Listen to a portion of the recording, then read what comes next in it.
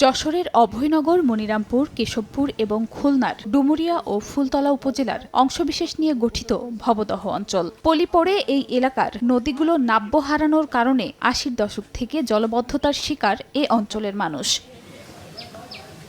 গত ২ মাসের ভারী বর্ষণে নতুন করে জলাবদ্ধতা দেখা দিয়েছে ভবদহ অঞ্চলে। প্লাবিত হয়েছে ভবদহ এলাকার ৫২টি বিল, ডুবেছে আশপাশের গ্রাম। বাড়িঘর, শিক্ষা প্রতিষ্ঠান ও ধর্মীয় স্থাপনায় পানি ঢুকে পড়েছে।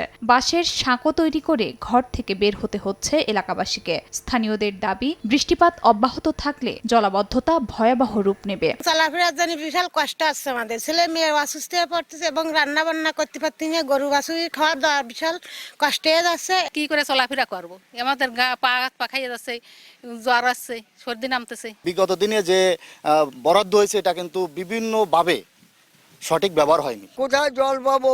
ওই বাইরের থেকে ডিপ কলেতে জল আনিয়ে তাই খাতি হচ্ছে। প্রত্যেকটা মানুষ, গরু, ছাগল, হাঁস, মুরগি একই জায়গায় বসবাস করছে। একটা নদীর সাথে বিলগুলো কেটে দিই, একটা বিলের সঙ্গে সংযোগ দিয়ে দিই, তাহলে কিন্তু এই সমস্যাটা থাকে না, কিন্তু সেই কাজটা তারা কোনোভাবেই করতেছে না। এদিকে পানি উন্নয়ন বোর্ডের দাবি, গুরুত্ব দিয়ে পানি অপসারণের কাজ চলছে এবং গৃহীত প্রকল্পের কাজ শুরু হলে সমস্যার সমাধান হবে। অবৈধ এলাকার মূল যে নিষ্কাশন নদীসমূহ, ওই নদীসমূহ সেনাবাহিনীর মাধ্যমে পুনঃখনন কাজ হবে। তারই আমরা প্রায় শেষ পর্যায়ে আসি। সেনাবাহিনীর সাথে আমাদের এমওইউ হইলেই নদীসমূহ পুনঃখনন কাজ শুরু হবে।